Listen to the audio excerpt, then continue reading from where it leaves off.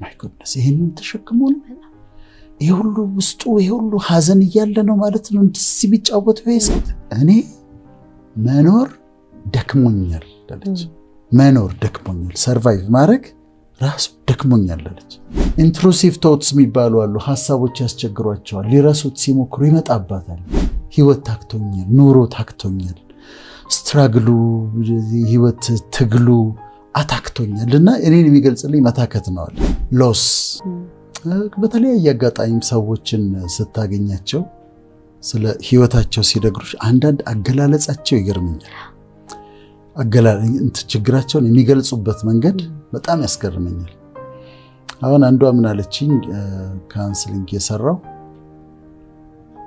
ዶክተር አለች መኖር ደክሞ ያውቃል አለች መኖር ደክሞ ያውቃል አለች ከዛ ምን ማለት ነው እስቲ ያስረጅኝ አልኩት እኔ መኖር ደክሞኛል አለች መኖር ደክሞኛል ሰርቫይቭ ማድረግ ራሱ ደክሞኛል አለች ህይወት አድክሟታል አይሽ ይሄ ፋቲግ የሚባል ነገር አለ አይደለም የሰውነት ፋቲግ አሁን በህክምና ሜዲካሊ ቼክ የምታደርጊው አለ ሂስትሪ ስትወስጂ ድካም ይሰማኛል ከዛ ደግሞ ስራ ሳልሰራ እንዲሁ ድክም ይለኛል ይላሉ የተለያዩ በሽታዎች ምልክት ነው እሱ ፋቲግ ግን የኑሮ ፋቲግ ደግሞ አለ ፋቲግድ ይሆናሉና ደክሞ ያውቃል አለች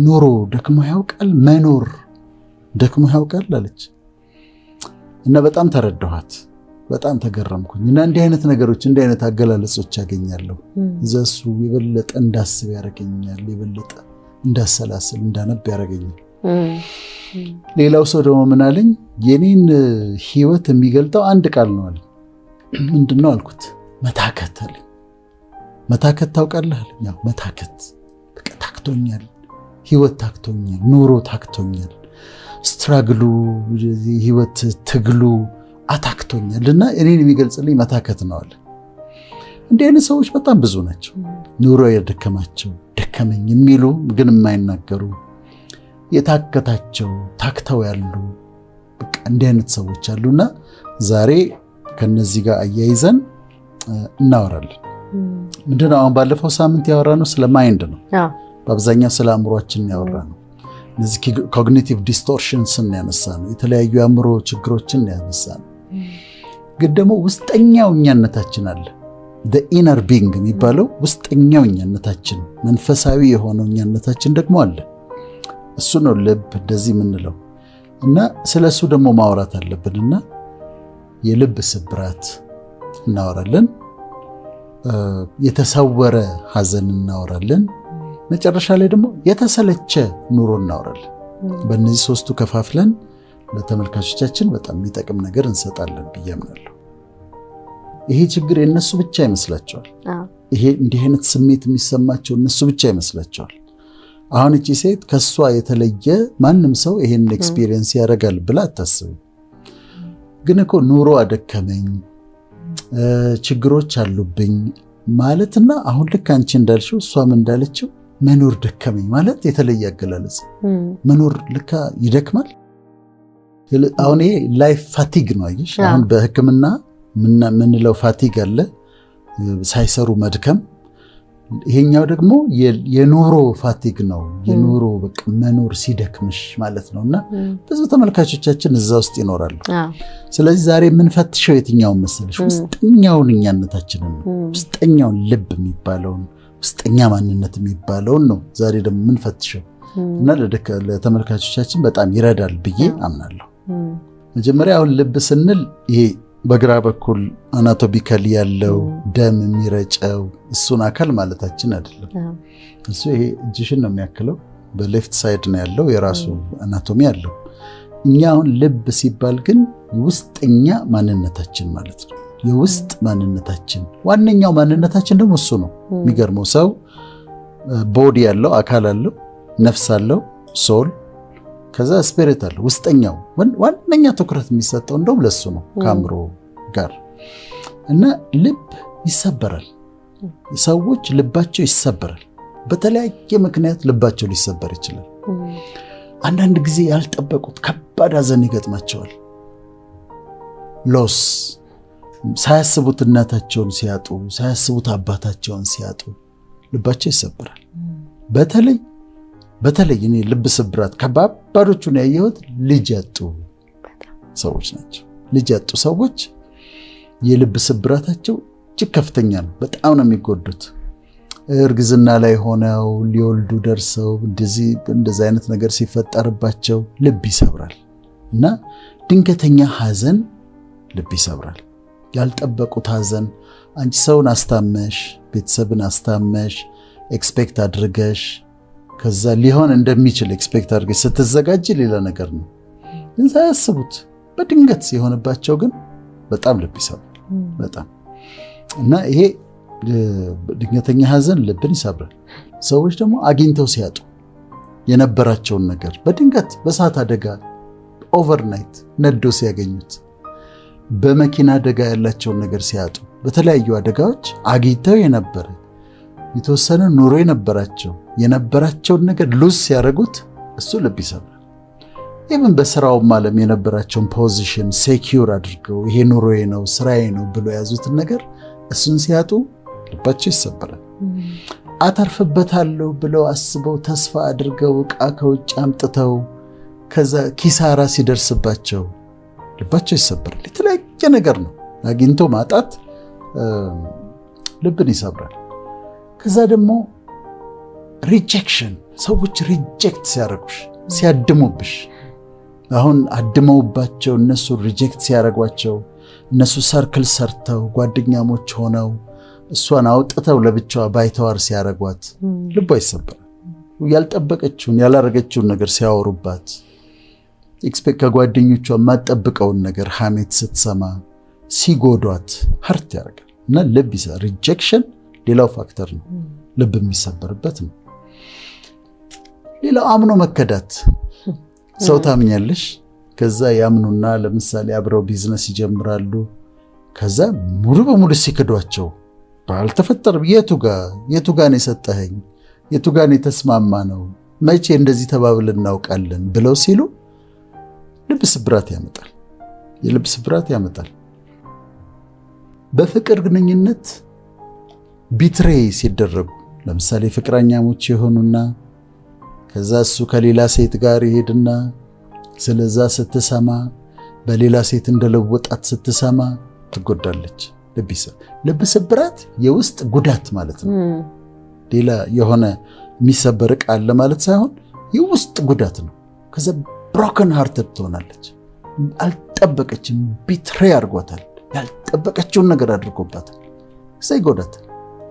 ወይም ደግሞ እሷም ደግሞ እንደዚሁ ከሱ የተሻለ ሰው ባለችው ሰው ለውጣው አምኗት ወደ ትዳር እንሄዳለን ብሎ ጠብቆ ተስፋ ሲያደርግ ከዛ በሌላ ሰው ለውጣው ደግሞ ስታሳየው ቢትሪያል በጣም ውስጣቸውን በጣም ይጎዳል። ብድግ ብሎ ባል ወጥቶ ትዳሩን ትቶ ወጥቶ ከዛ በኋላ ሌላ ሴት ሲያገባ ልቧ ይሰበራል። እነዚህ የውስጥ ጉዳቶች ናቸው። ድንገት ልብን የሚሰብሩ ብሮከን ሃርትድ የሚያደርጉሽ የሰዎችን ልብ እንክት የሚያደርጉ የሚሰብሩ የውስጥ ጉዳቶች ወይም ሃርት ናቸው። እነዚህ ሃርት የሚያደርጉሽ ነገሮች አሉ፣ የሚጎዱሽ ነገሮች እነዚህ ናቸው። የልብ ስብራት ስንል እነዚህን ማለታችን ነው። ይሄ በሚፈጠርበት ጊዜ ምን ይሆናሉ? ዲፕሬስድ ይሆናሉ። ልባቸው የተሰበረ ሰዎች ይጎዳሉ፣ ሐዘን ውስጥ ይገባሉ። ወይ ክብደት በጣም ሉዝ ያደርጋሉ፣ በጣም ይከሳሉ፣ ወይ ደግሞ በጣም ይጨምራሉ። እንደ ሀገሩ እንደ ሁኔታው ነው። ወይ በጣም ይጨምራሉ። በሽታን የመከላከል አቅማቸው በጣም ይቀንሳል። ልባቸው ውስጣቸው የተጎዳ ሰዎች በሽታን የመከላከል አቅማቸው በጣም ይቀንሳል። የተለያየ በሽታ ሊያጠቃቸው ይችላል። በዛ ጉዳት ውስጥ ሆነው የተለያየ በሽታ ሌላ ጊዜ ሊቋቋሙት የሚችሉት ኢሚዩን ሲስተማቸው ይዳከምና ከዛ በሽታ ያጠቃቸው፣ በሽታ ይጎዳቸው። ኢንትሩሲቭ ቶትስ የሚባሉ አሉ። ሐሳቦች ያስቸግሯቸዋል። ሊረሱት ሲሞክሩ ይመጣባታል። የከዳት ሰው ይመጣባታል። ፒክቸሩ ይመጣባታል። የነበራት የፍቅር ግንኙነት ይመጣባታል እና ይረብሻታል። ደጋግሞ ይረብሻቸዋል፣ ይታወካሉ። ከዛ አይደንቲቲ ዲስኦርደር ይመጣባቸዋል። ግን እኔ ማን ነኝ? ምንድነው የተፈጠረው ነገር ግን ምንድነኝ ማንነኝ እንዴት እንደዚህ ተከዳው እንዴት ሪጀክት አድርጉኝ ሰርክል ሰርተው አምኜ እንዴት ተከዳው በሌላ ሰው እንዴት ለወጠኝ ደሞ ለምንስ ፈጣሪስ ደሞ ልጄ እንዳጣ አደረገ ለምን ፈቀደ የሚሉ ጥያቄዎች የአይደንቲቲ ደሞ ዲስኦርደር ያመጣሉ የማንነት ጥያቄ ያመጣሉ ከዛ የተለያየ አሁን ልብ ስብራት የተለያዩ ህመሞችን ያመጣል መከላከል አቅም ሲቀንስ ካልተጠነቀቅሽ እኔ በህይወት የገጠመኝን ልንገርሽ ፍቅር አንድ በጣም ሞደው ወዳጄ ነበር በጣም ጨዋ ሰው እንዴት አይነት ቀኝ እጄ ነበር ቸሬ ይባላል እና ቸሬ ድንገት ሚስቱ ተነስታ ከሀገር ጠፋች ቢፈልጋት የለችም 3 ወር ይመጣል ያወራኛል የት እንዳለች እኮ አላወቅኩም ይላል ይነግረኛል ሐዘኑ ይነግረኛል አጽናናው ሞክራለሁ ትገኛለች ይላል አንድ ቀን ደወለችለት ሚስቱ ደወለችለትና እንዴ ጠፍተሽብኝ እኮ እየጠበቅኩሽ ነው እኮ የት ነው ያለሽው መቼ ነው የምትመጪው አላት እኔ አንተ ጋር ተመልሼ ልመጣ አለችው እዛ ቤት ተመልሼ ልገባ አንተ ድሃ አለችው አንተ ድሃ እዛ መከራ ያለበት ቤት ነው ተመልሼ የምገባው ብላ በኑሮ ድሃ ብላ ሰደበችው ሲመጣ ትልቅ ሰው ነው ከኔም እድሜ ብዙ የሚበልጥ ነው 60ዎች ውስጥ ገብቷልና ሲመጣ ተሰብሯል የተሰበረ ሰው ያየሁት እሱን ነው አንድ ከተካየኋቸው በጣም ተሰብሯል እና በጣም ተሰብሯል ተጎድቷል እና ቸሪ ይሄን ነገር ተቀበለው አልኩት ተቀበለው ሌተርጎ ምርጫዋ ከሆነ መሄድ ከፈለገ ትሄድ ማስተካከል የማይቻል ከሆነ ተቀበለው አልኩት ከጉዳቱ ውስጥ ሊወጣ አልቻለም በኋላ አስም ነበረበት አስሙ በጣም ተደጋጋሚ መምጣት ጀመረ አሁን አይሽ ከውስጥ ጉዳት ነው አስሙ በተደጋጋሚ ያጠቃው ጀመረ በተደጋጋሚ ካጠቃው በኋላ ያንን ባለችው በ2 ወር ከ15 ቀን ነው እንደዚህ ሞተ እኔ የሆነ ፕሮግራም ላይ ነበርኩ አስሙ ተነሳበት ጥቁር አንበሳ ሄደ ሌላ ሰው ውስጥ ሂዳይድ በምክንያት broken heartedness ስለዚህ የልብ ስብራት ይሄን ያህል ሊጎዳ ይችላል ማለት ነው ፍቅር ውስጣቸው የተጎዳ ሰዎች አሉ አሁን ከነሱ ጋር ነው የምናወራው ውስጣቸው የተሰበረባቸው የተጎዳባቸው የውስጥ ህመም ላለባቸው ሰዎች ለነሱ ነው የምናወራው አንደኛ ብቻቸው እንዳይደሉ ሁለተኛ ደግሞ መፍትሄ እንዲያገኙ በማሰብ ነው ይተኛሉ ድብርት ውስጥ ይገባሉ ለኑሮ ያላቸው አመለካከት ያስጠላቸዋል መልበስ አይፈልጉም አፒታይታቸውን ሉዝ ሊያደርጉ ይችላሉ ግን እንዴት እንደሚጎዳቸው አይተው ከዛ ውስጥ እንዲወጡልን ነው አሁን የምንፈልገው ልባቸው የተጎዳ ሰዎች እንዲታከሙልን ነው የምንፈልገው ከዛ ውስጥ መውጣት አለብሽ ነው መልእክታችን ከዛ ውስጥ መውጣት አለብህ ነው ምክንያቱም ሲጠገን የተሰበረ ልብ ደግሞ ሲጠገን ልባቸው ተሰብሮ የተጠገነ ልብ ደግሞ ስታገኝ በጣም ድንቅ ነው የሚያስገርም ነው በጣም የሚያስገርም ጉዳቱ ያማል ሰው ልቡ ይሰበር አንልም ተሰብረው የተጠገኑ ግን በጣም እግዚአብሔር የሚወደዋል ለሰው ውብ ናቸው የጃፓኒስ አርት አለ ጃፓኒስ አርት ምንድነው አሁን ብርጭቆ ይሰበራል አይደል አሁን ብርጭቆ ሲሰበር አይጥሉትም እንትኑ ይጠገናል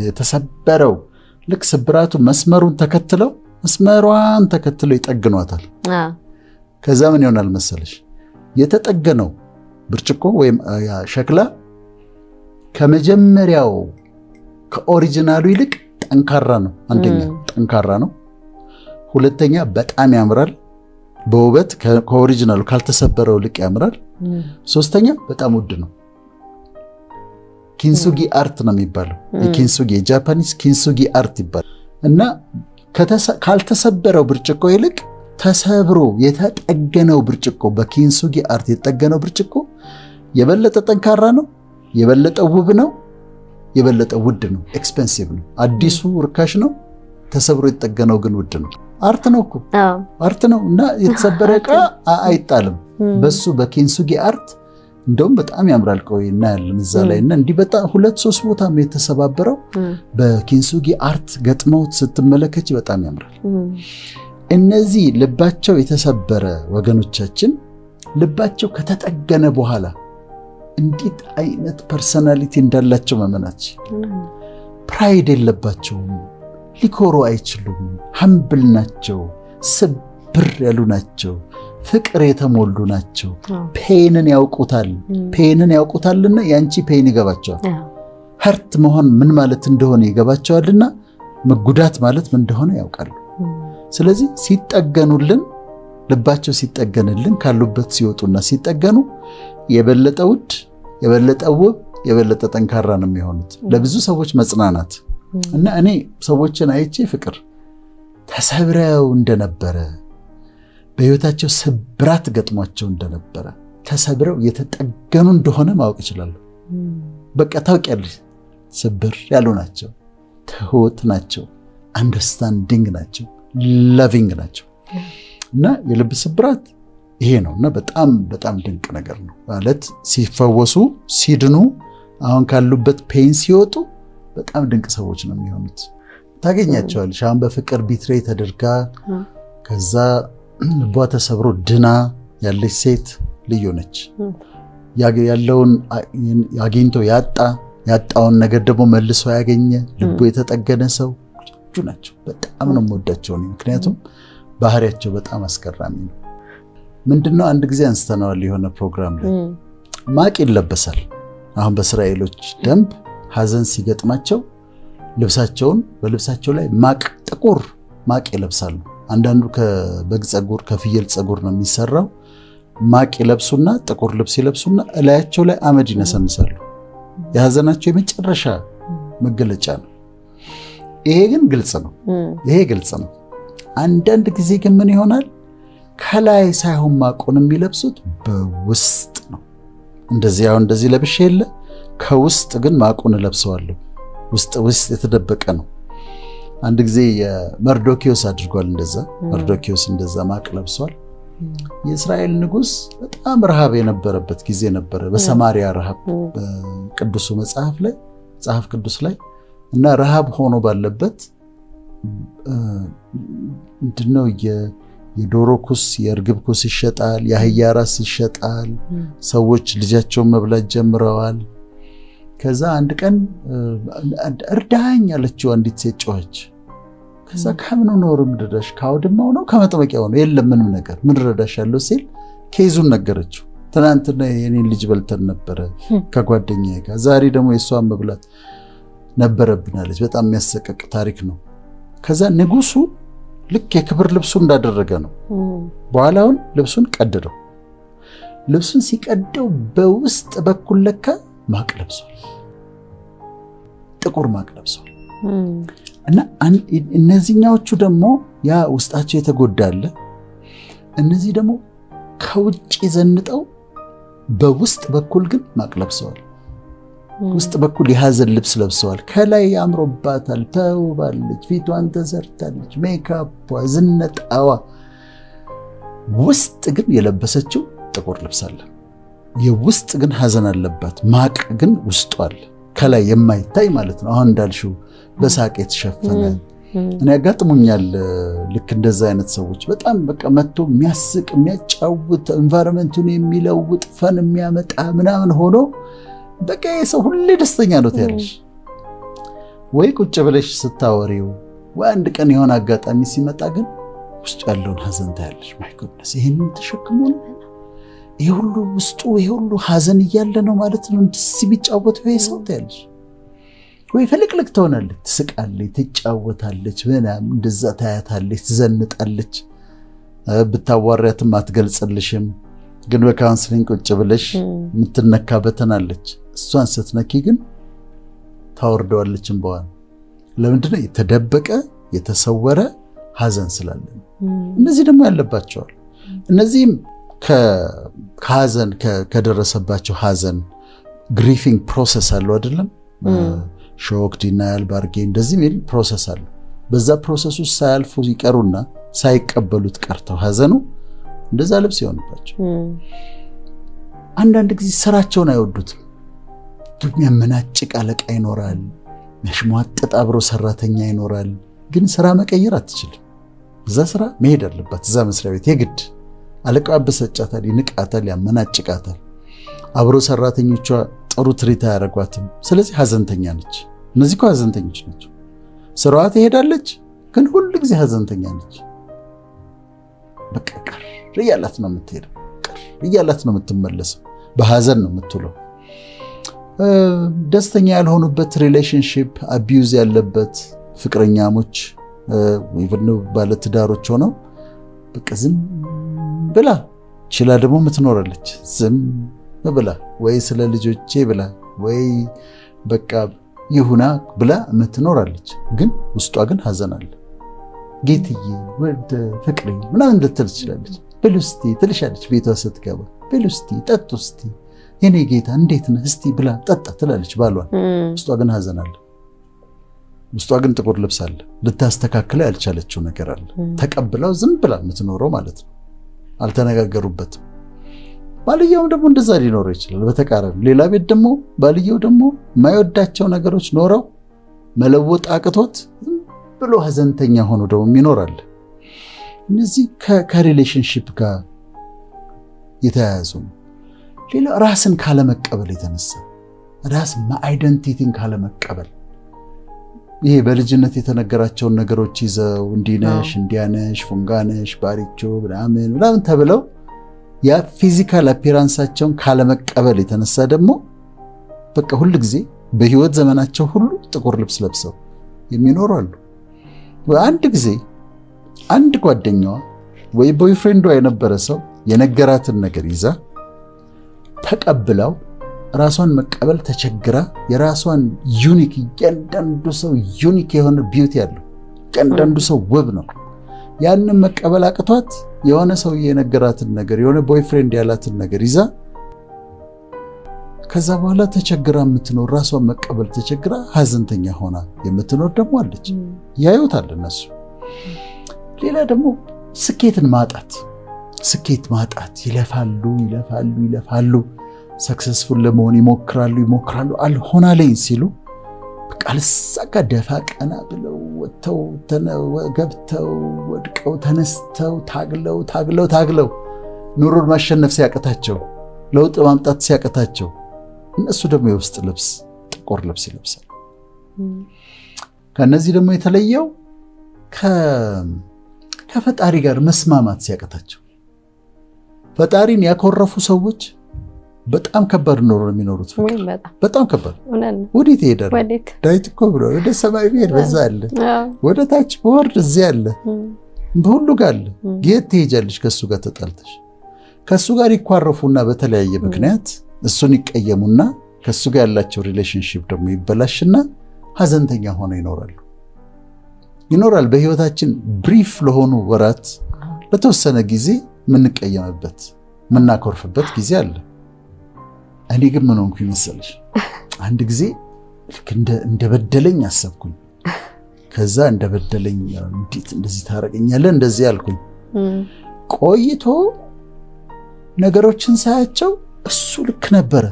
ከዛ ልክ መሆኑን ሳውቅ ምንድነው ያገኘው መዝሙር አለ፣ መስሎኝ የነበረው ሳይሆንልኝ ቢቀር ሁኔታውም ሁሉ ፍጹም ቢቀያየር ያንተ ሐሳብ ሌላ የኔ ሐሳብ ሌላ አስተውለዋለሁ የኋላ ይላል።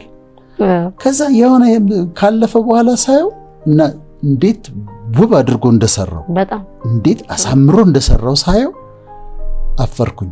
በጣም ኮርፊያዬ ሁሉ አሳፈረኝ። ከዛ አንድ ቀን እንደዚህ ያልኩኝ፣ ሁል ጊዜ ልክ ነህ። እኔ ባይገባኝ እንኳን ከዚህ በኋላ ባለው ህይወቴ አንዳንድ ነገሮች የማይገቡኝ ከመጡ እኔ ስላልገባኝ ነው እንጂ አንተ ልክ ነህ፣ እኔ ስላልተረዳው ነው አንተ ልክ ነህ ብዬ ወሰንኩ። አንዳንዴ አሁን የለኝም፣ ግን አንዳንዴ የማይገቡኝ ነገር ሲመጡ አስብና አንተ ልክ ነህ አለ። ሂዝ ኦልዌይስ ራይት፣ ሁል ጊዜ ልክ ነው፣ ፐርፌክት ነው፣ የሚያደርገው ነገር ፐርፌክት ነው። እነዚህ ሰዎች ከሱ ጋር ሲጣሉ በተለያየ ምክንያት እሱ ልክ አይደለም፣ በድሎኛል፣ ጎድቶኛል ብለው ወቅሰው እሱን ከሱ ጋር ሲጣሉ ሀዘንተኛ ነው የሚሆኑት። እና በእነዚህ ሁሉ ምክንያቶች ሰዎች በውስጥ በኩል ማቅ ይለብሳሉ፣ የውስጥ ሀዘን አለባቸው። ይሄ ማቅ አሁን ስናወራው ይገባቸዋል። ካለ ማቅ ውስጧ ከውስጥ የለበሰችው ካለማ ከውስጥ የለበሰው ያውቃሉ። መቀደድ አለበት፣ መወገድ አለበት። ለይታ ያንን ሐዘኗን ማስወገድ አለበት እና ይሄ ነው የተሰወረ ሐዘን።